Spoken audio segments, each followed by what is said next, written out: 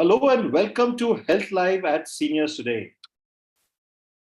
This is the festive season, and just as we were beginning to enjoy the festive season, and after uh, Diwali and the rest of the festivals, we have this threat of COVID.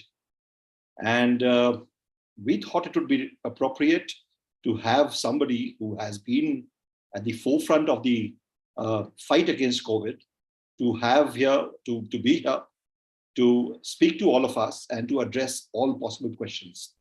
I'm delighted to have here with us. I'm delighted to have you with us. I'm sorry, I have a.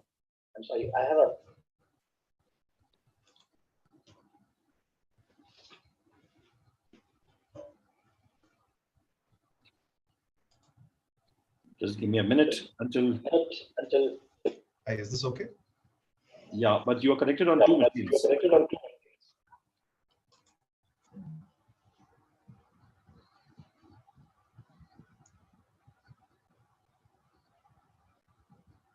It's the same confusion. You can just remove the other one. Should I remove the other one?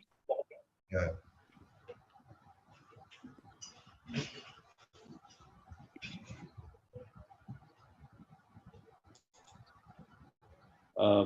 Feroz, you'll have to remove, because you've also marked it as co-host. Feroz? I'm sorry, you'll have to give us a minute because we have a slight technology issue. Can you please remove the other connection of Dr. Desai? Which is, yeah.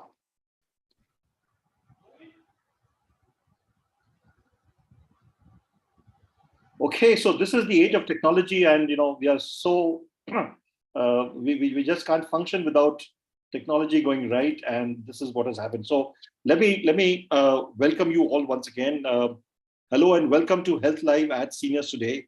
We are delighted to have here with us Dr. Devashish Desai, who's a leading infectious disease specialist. We've got him here today to speak to us about the new COVID scare, and well, should we all be scared about it, or is it just like just another threat that is perhaps being spoken about in the media more than it's a reality? A little about Dr. Desai. He completed his MBBS at the Kasturba Medical College in Manipal. He then completed his MD in General Medicine and DM in Infectious Diseases at the AIIMS in New Delhi.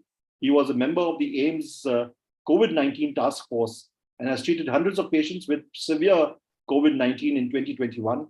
He currently practices as a consultant in infectious diseases at the Ruby Hall Clinic in Pune. Welcome to Health Live at Seniors Today, Dr. Desai. How have you been? I've been good. Thank you so much for having me. Good evening to everyone. Dr. Desai, before you start, before I request you to speak to our readers here, the people who are watching you, tell me, is this a feeling of what was there in 2020, or are we making too much of it right now?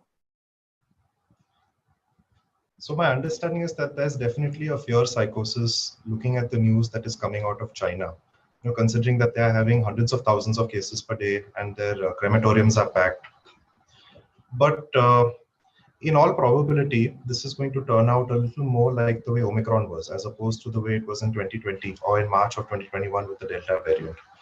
If you look at China, this is their true first wave. They've never really had a widespread outbreak, infecting a large part of the population before this, because they've had a zero COVID policy. So right from the start of the pandemic, even if there were a couple of cases that tested positive in a city, the whole city would be locked down, and everyone who tested positive would be quarantined, and the whole population would be mass tested again and again until the numbers would come to zero. So China has a large population that has never had a natural infection. So what they are going through right now is what we went through throughout 2020 and the first half of 2021. So most of us don't expect what is happening in China to happen here. Are we sure about this? No. COVID has proved experts like me wrong many times in the past. But our best guess is that we're going to have a lot of coughs and colds and the occasional severe disease, especially amongst those who are elderly and unvaccinated and with comorbidities, but nothing like what we saw in 2020 and the first half of 2021. I think those days are probably behind us. Doctor, I'm a journalist, so I could not have not pounced on what you just said, and you put an experts under quotes. Is this, as we saw in COVID at that time, there were a host of experts and even doctors, even the medical fraternity didn't really know what's the reality and how severe the problem is. Is this what is happening right now?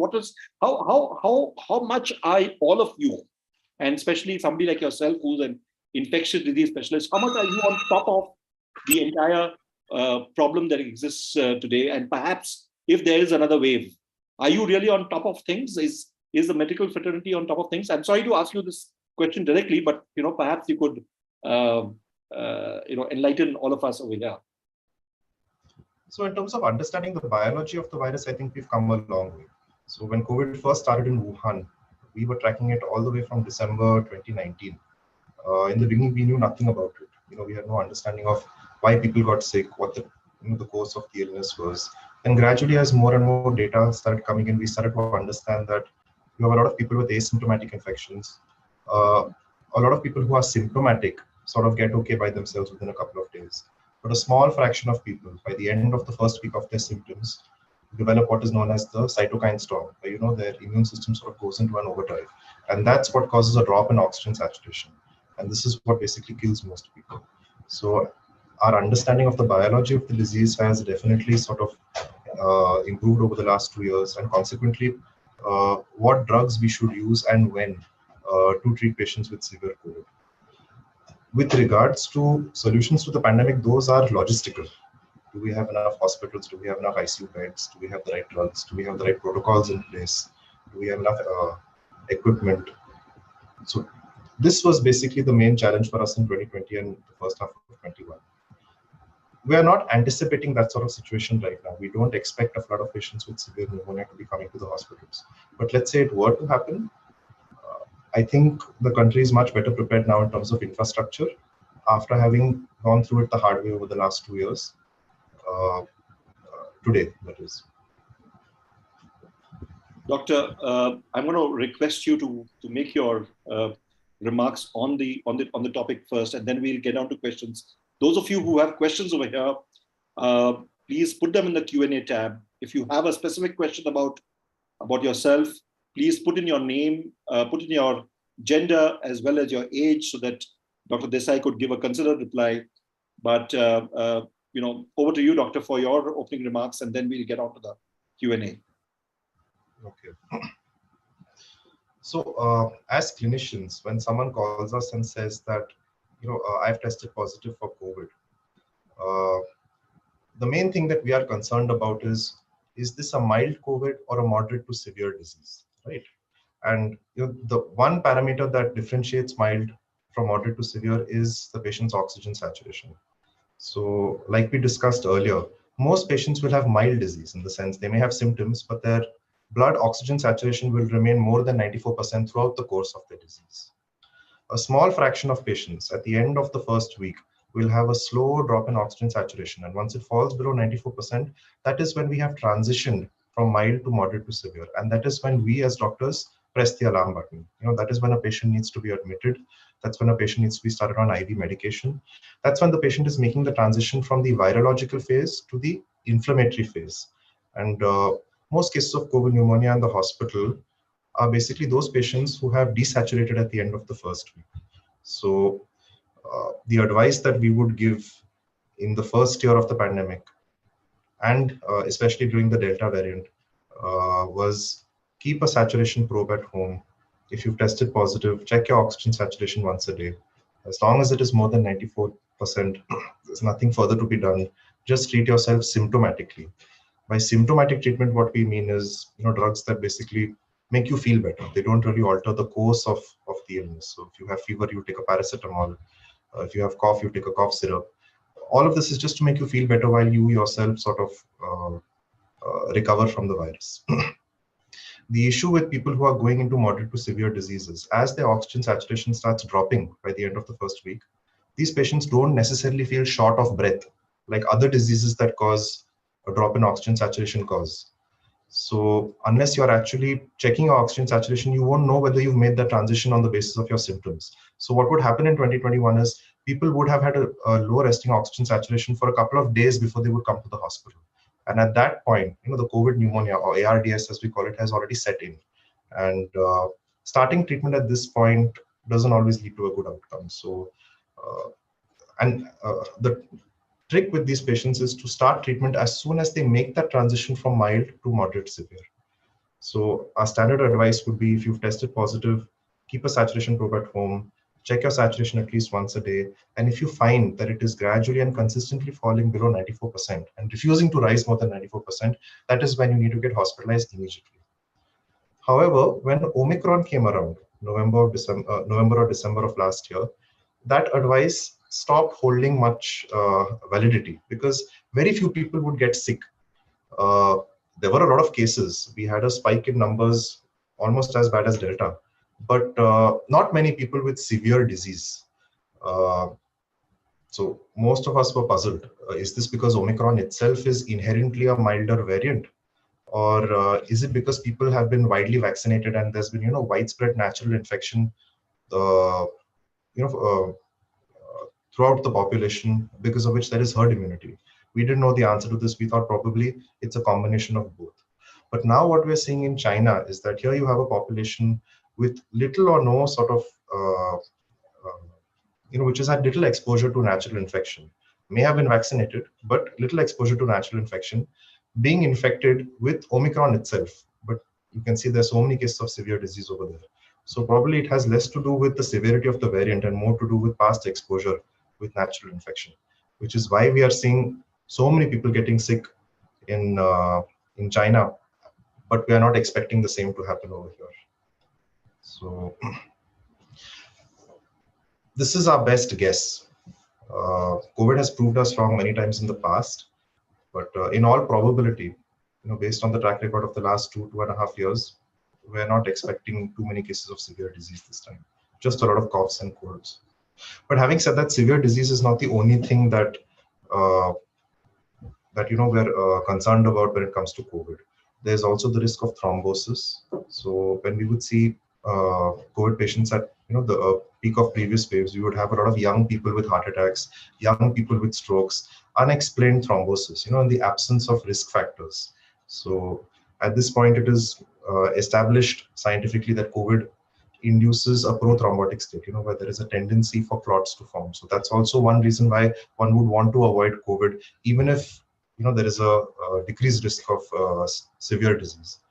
Then, of course, there is the risk of long COVID, where your symptoms sort of persist for weeks to months, and they impair your functional status. You're not able to live your life as freely, not able to work as effectively because these symptoms keep persisting. So apart from thrombosis and long COVID, what we as clinicians are primarily concerned about is severe disease.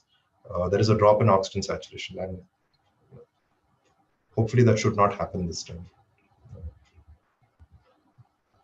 Right. Thank you very much, Dr. Desai, for this introductory comment. So let's look at the basics, because we've been discussing COVID after over a gap of a year now, and let's look at the basics. And this is also the season for cold and cough. It's the season when it's the time of the year when we see seasonal changes.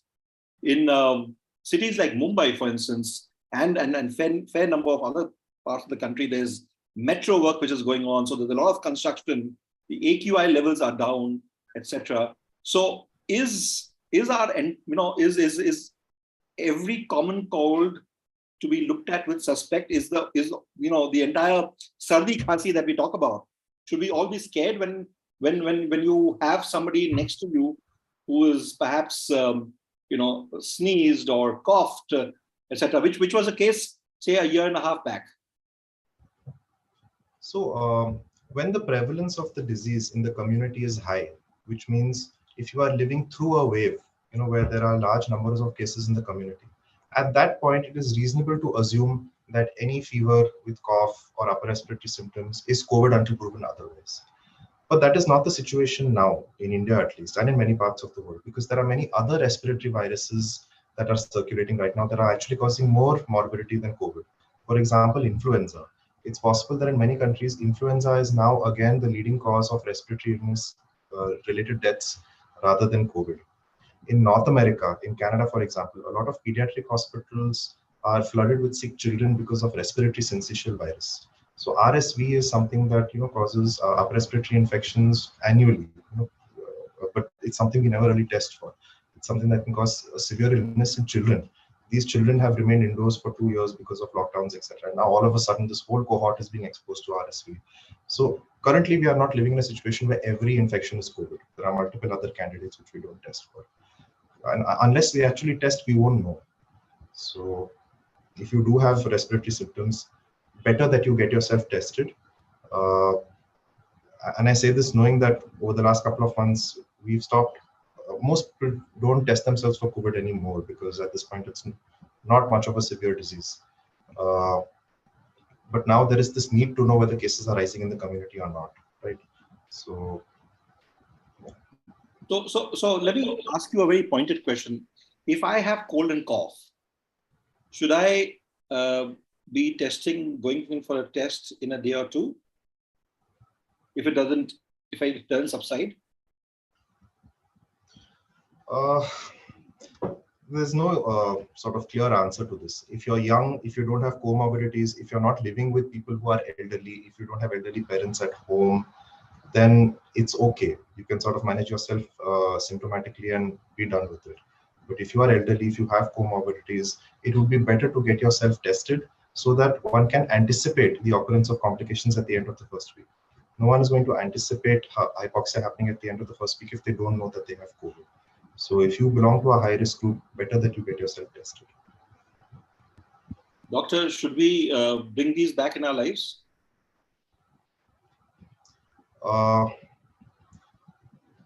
It would probably be prudent to start masking again, definitely.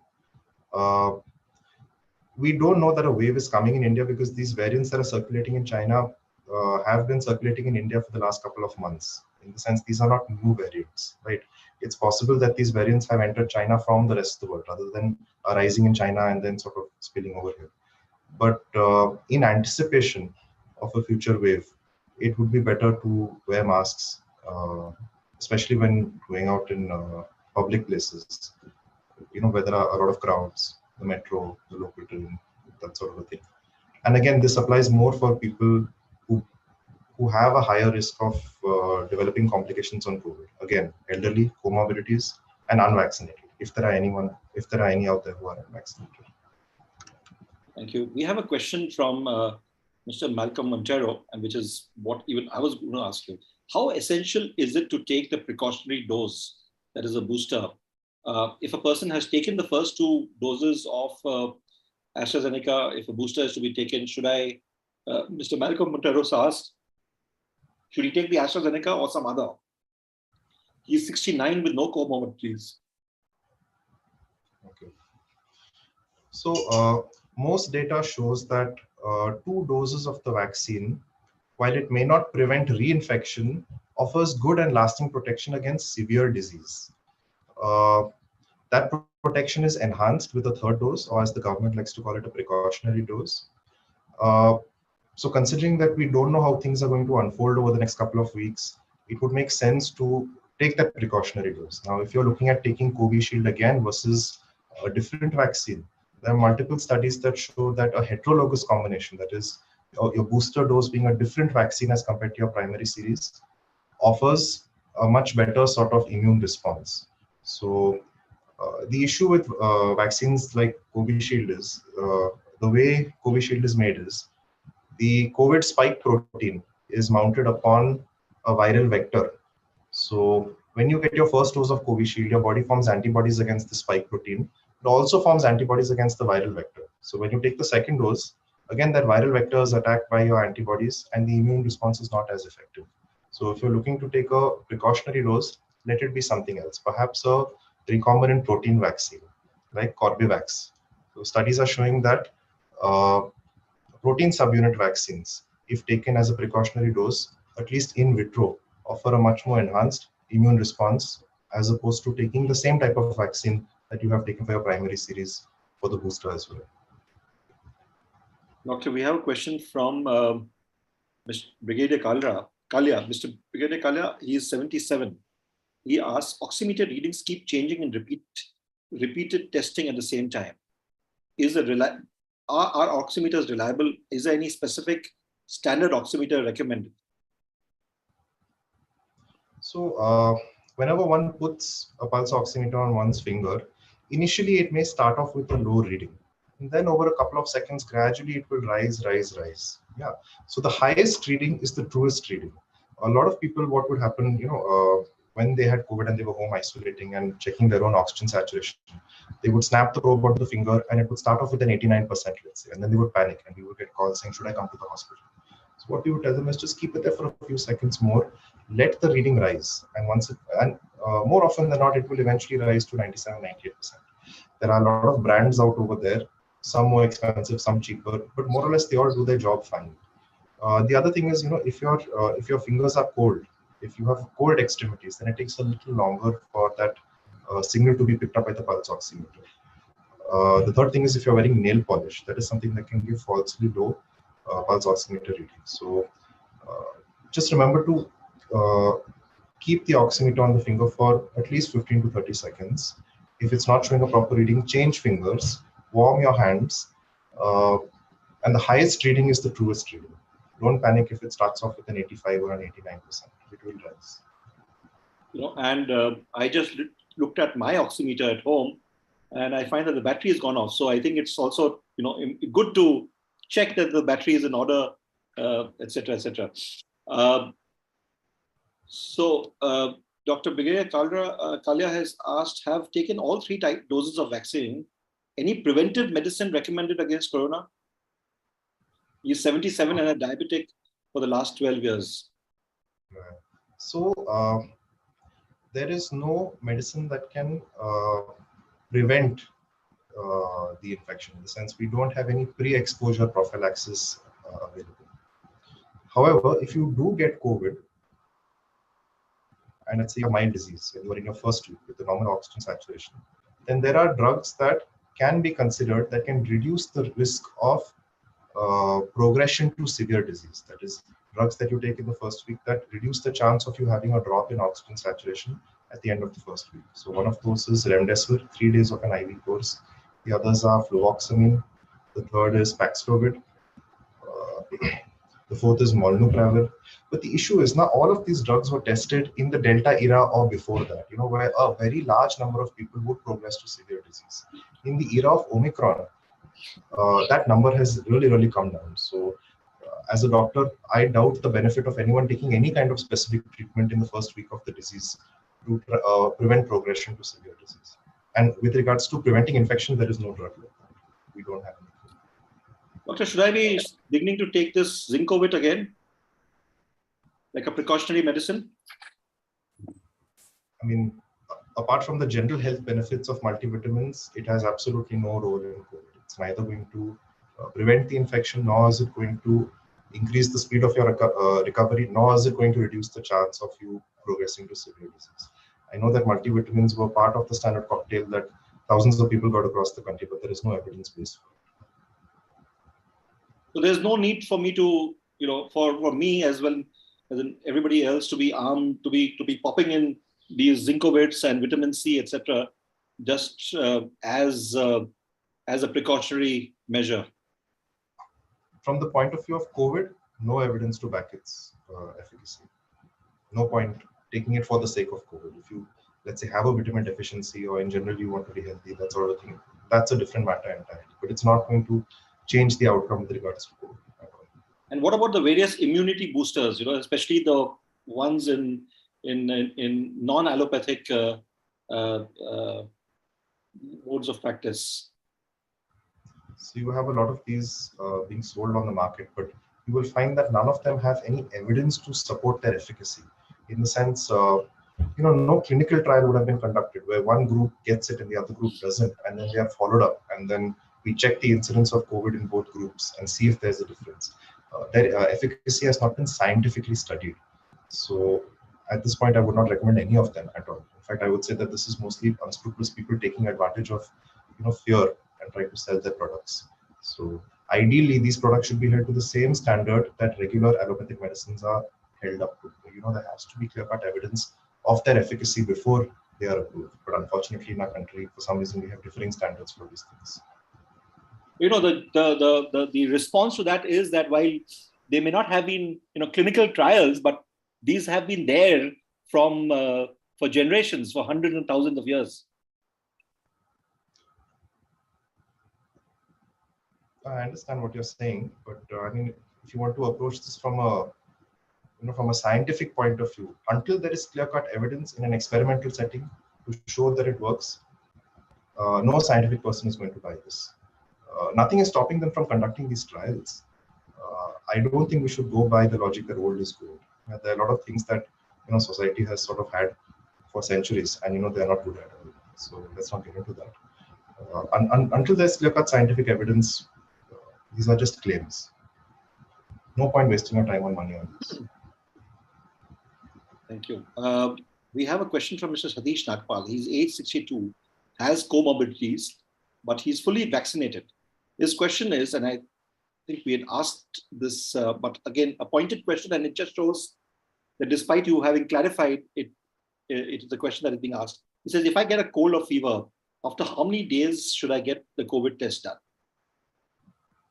Okay. So when COVID first started, when we talk about the wild type variant, that is, what came from Wuhan, up to Delta, the viral load in your nasopharynx would rise, 48 to 72 hours before your symptoms would begin. And they would peak around the time of the onset of symptoms. And then after that, gradually it would reduce. So a person could test positive even a day or two before he or she were to start developing symptoms. In the era of Omicron, that peak has shifted a little bit. At this point, the peak viral load is maybe 2 to 3 days after the onset of symptoms. Ideally, as soon as you start having symptoms, if they are consistent with COVID, get yourself tested immediately. The longer you wait, the higher the chances of a false negative. Thank you. Doctor, this is from an anonymous attendee. If 2 doses and 1 booster are taken, then is it necessary to take a second booster? It's probably not required. So a lot of countries have introduced the concept of a second booster. What most data shows is that taking an additional booster probably reduces your risk of a reinfection, but it does not really add any value in terms of decreasing the risk of severe disease. Yeah. All we care about at this point is whether or not a person who has COVID is going to progress to severe disease. And if someone has taken their primary series followed by 1 booster, in terms of progression to severe disease, that person is well protected. So at this point, we don't see the need for a 4th booster. But let me ask you a question about this as to how do you approach it, as you are on the front line in the medical profession and you are an infectious disease specialist. So how are you bracing yourself? You would have taken, like all of us, 2 shots of the vaccine plus a booster. Now, what are you looking at doing for yourself and for your colleagues in your hospital? What is it? What do you all do? So I think in general, we're tightening our general protocols that we used to follow at the time of COVID, such as universal masking, social distance, social distancing, etc. These are things that we've all become lax about, myself included, as an IT specialist. So we're trying to sort of reinforce that discipline. But apart from that, nothing special. We're just sort of keeping a close track of whatever data the government releases, whatever the trends are in other countries, so that we can anticipate when things are if and when things are going to start getting worse. But nothing special, just masking. Right. Doctor, we have a question from Marjorie Fernandez, who's asked, is the pulse reading related to the oxygen level? My oxygen level seems okay, but my pulse reading varies quite a bit. So the way the pulse oximeter works is, the capillaries in the nail beds, so they pulsate, right? So the pulse oximeter will shine a laser into it, and then as that gets reflected, it's able to pick up the pulse waveform. So the first thing you'll see when you put the pulse oximeter on your finger is that waveform appearing, right? And once that reading appears, it is able to detect what percentage of hemoglobin is saturated with oxygen. So if your pulse is varying grossly, it may have to do with the fact that the machine is not able to adequately pick up the pulse rate. So sometimes it detects, sometimes it's not able to detect. But I mean, there are conditions where the heart rate can vary. We can only speculate about it. Mostly, it usually has to do with issues with the machine picking up the pulse waveform. Right. Thank you. We have a question from Katie Dadaji. Doctor, is it safer to take a nasal spray as a booster than a booster shot if we seniors in our 70s have not taken the third jab? Her next bit is that we wanted to go out of Mumbai on a holiday at the end of December or early Jan by air. Is it safe to travel with masks, and what precautions should we take? So with regards to the nasal vaccine, so theoretically, and at least in the lab, the advantage of the nasal vaccine is that it induces local mucosal immunity, in the sense at the level of the entry point of the virus. And I know that the phase 3 trial has been ongoing for some time. I'm not sure what the status of its, in the sense whether it's been published or not yet. I know that it was happening at AIIMS when I was there. The government has approved it. In the sense they've given emergency authorization, but I, as an ID physician, have not seen the data myself yet. So, so I can't give you a good answer to that. But assuming it is okay, assuming it is passed and it is allowed, so should we be keeping it? Should all of us have one in our homes just in case we require it, or is it only or to be administered under medical supervision? Yeah, so this is a vaccine. You only get it at vaccine centers. So 4 drops per nostril. This isn't something that one can keep at home. Think of it like your regular Covaxin and Covishield. You have to go to a center, get the dose, and then that's the end of it. Probably it may be a better idea to go for boosters where you have a good sort of evidence base, where we know that that it works, where we have phase 3 trials that are published in peer-reviewed journals. Go for a Covaxin or a Covishield or a Corbevax. Let's wait for the data to sort of come for the nasal vaccine before making that our primary choice. Right now, doctor, for the layperson, if you've taken your 2 shots of Covaxin or Covishield or whatever, and the 1 booster, there's nothing else that you can perhaps take, right? Nothing officially allowed. Nothing officially allowed. There's no 4th dose. There's no 2nd booster as a part of the government recommendations. Again, best thing that can be followed is wear a mask in public. Stick to the basics. I think that is a lot more important than looking at any kind of preventive medicine or any kind of additional booster doses at this point. Anyone who has taken 2 doses plus 1 booster has good protection against severe disease. The variant is going to keep changing, but your propensity to develop severe disease at the end of the first week is something you are well protected against. And so if a person hasn't taken a booster for whatever reason, because she or he would have had a COVID infection, and after that, things have just phased out in terms of the energy levels to have the co-vaccine, to have the precaution dose. So is it the right time to take the precaution, to take the booster shot right now? If 6 months have passed since the last time you had a natural COVID infection, probably now would be a good time to get the booster, because immunity does wane with time. But this is immunity versus reinfection. Immunity versus severe disease tends to remain stable with time. So, but if 6 months have passed, definitely go ahead and get the booster, because we're not entirely sure what the future holds for us. Right. This is a question from Rama Sharma Rampali, who's 74, who says CT value is also an indicator of severity of the disease. Is that right? So that's actually incorrect. So CT value is just sort of giving an idea of how much of the viral RNA was present in the sample that was collected. So the in a PCR test, what is being done is we're trying to find the RNA of the virus, and then we're amplifying it. So this happens in multiple cycles. So the fewer the cycles that are required to amplify it, the higher the viral load. So all the CT value is giving an idea of is a semi-quantitative sort of idea of how much virus there is, but it does not correlate at all with the severity of the disease. It does not correlate with outcomes. It does not correlate with your symptoms. Actually, you should not be looking at the CT value at all. All it does is confuse and create panic. Right. Thank you. We have a question from Marjorie Fernandez again. It has been answered by various doctors in the past, but since it's been asked, let me raise it. Taking steam was supposed to reduce the risk of getting infected by COVID. Is this true now also? And I know that there were issues of people overdoing the steam bit. So you could perhaps throw the light on that as well. I'm not sure what answers other doctors have given on this, but there is no evidence to either support or refute this. In the sense, the study has never been done.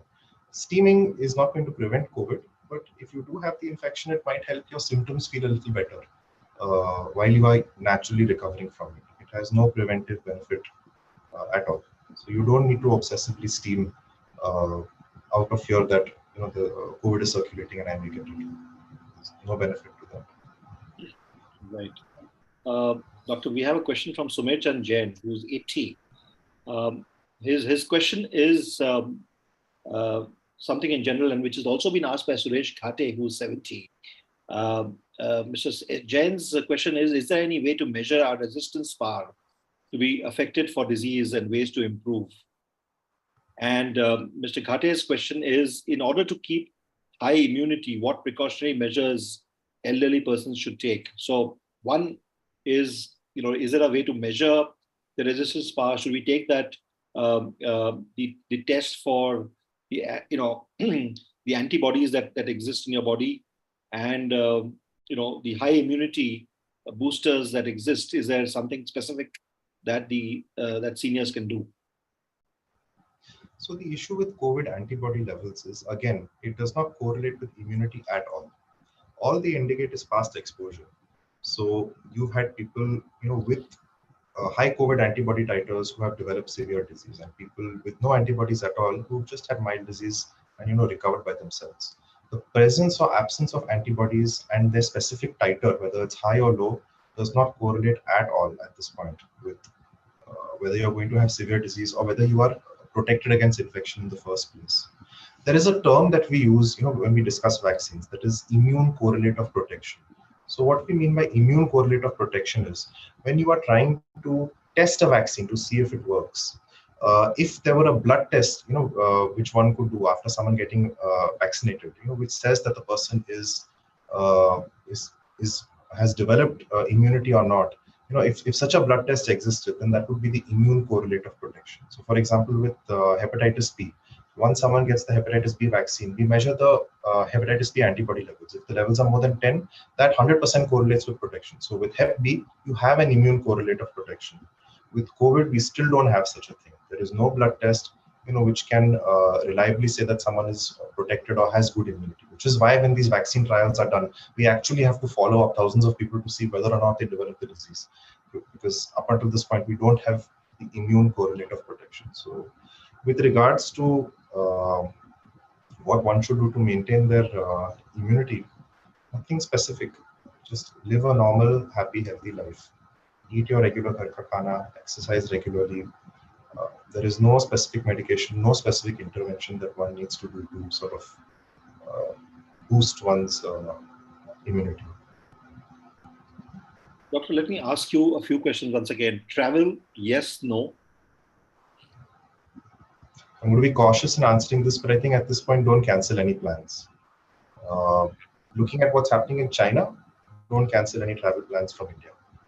What's happening in their country is a completely unique situation. Should one go for the New Year's Eve party? With adequate precautions, with masking. If you belong to a high-risk group, reconsider. And weddings in the family or of neighbors or whatever? Again, with precautions as far as that is practically possible. But again, most of us don't expect that things are going to return to the way they were in 2020, 2021. It's just going to be a coffee. What about public transport, Ubers and Olas? Should one be wearing a mask in them? To be on the safer side, yes. Should we also get our domestic help to be wearing a mask? So, the numbers haven't yet started rising in India. So usually what happens is before a wave, for a week, we will have numbers gradually rising. So at that point, we know that, we're in trouble. That has not started yet. So at this point, I don't want to sort of unnecessarily create panic and say, send your domestic help home or ask him or her to wear a mask or cancel your New Year's Eve parties or your weddings or don't use public transport. We are not at that stage yet. And even if the numbers start rising, it's unlikely to be a flood of severe cases. It's most likely going to be a cough or cold. So again, I say this with caution, but we are not at that place where we need to sort of stop living our lives normally. And if I haven't taken the influenza vaccine, is it a better idea not to? But is it good to take it now? Yeah, so the influenza season is normally, from the middle of the monsoons onwards, in our country at least. In the West, it is usually, the winter months, but for us, it is sort of September, October, November, depending on what part of India you live in. So the best time to actually get the influenza vaccine is pre-monsoon. Having said that, if you haven't gotten it now, go ahead and get it. It's an annual vaccine because, the circulating strains of influenza keep changing from year to year. So if you have not got it, definitely go ahead and get it. Then if I take it now, so if I take it in January, then when is the next time I should be able to take it? So you will have to wait for the next vaccine formulation to come out and then preferably go for it in, let's say, April, May, June. And so which means I can take it in Jan as well as I can take it in June. Yes. So the formulation changes every year. So at this point, when the next formulation comes, then you don't have to specifically wait for a year. Just take it in the pre-monsoon season and wait for the next year's formulation to sort of become available. Thank you very much, Dr. Desai, for the session today. We've responded to around 20 questions here and perhaps more from me. But you have been able to address possibly most of the fears that exist in the minds of people. I know I have a huge number of doubts myself, and because COVID has happened with us, the first phase, the second phase, the third and fourth. Omicron itself had two kind of sub phases. So there is a fear which exists, and in cities like in most of the cities in India where there's a fair amount of road construction happening, a lot of civil work happening, there's a lot of dust and smoke across the country. AQI levels are rising, and it's a very unhealthy atmosphere out there. So in that sense, it's great that you have allayed most of the fears right now. You have clarified most of the things. Clearly, it's good to be following safe practices. Wear a mask. hand hygiene, etc. But there's no reason for fear. And I think on that note, we could end the evening. We are not going to be there next Saturday, which is the 31st, one day off. And we don't want to talk about health issues around that time. But we will be back the Saturday after that, which is January 7th at 5 p.m. for a session. We have Dr. Monica Das, who many of you know, who's a leading psychologist, who's going to be talking about the year ahead and positivity and New Year resolutions, etc., etc. So we have a host of topics lined up for the new year. So see you in the new year. Jan 7th is when we'll be there. We won't have a session on December 31st at 5 p.m. We are allowed to take a couple of weekdays off. So please indulge us for that. You can, as always, pre-register for our health webinars. The chat window is there here, and you could register, and we will inform you. While the health webinar is off, the Seniors Today website is very much there. So you can visit us every day, seniorstoday.in.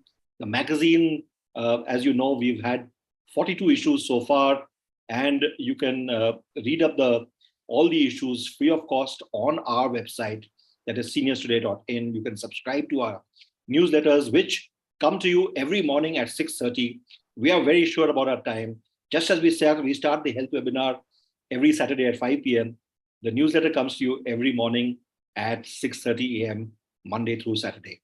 Thank you very much for being around. Thank you very much for being there with us through the year. And thank you very much, Dr. Desai, for being there. Thank you very much to the folks at Ruby Hall to have facilitated this. And to all of you here, please have a great year. Don't worry too much. Yes, we need to all maintain safety standards, but I know we've been through this entire last 3 years of stress and fear, but I don't think it's going to be that bad. Let's hope the next year is much better. And with wishes for a healthy and happy new year, I'm signing off now, and we will see you again on January 7th. Thank you once again, Dr. Desai, for being here.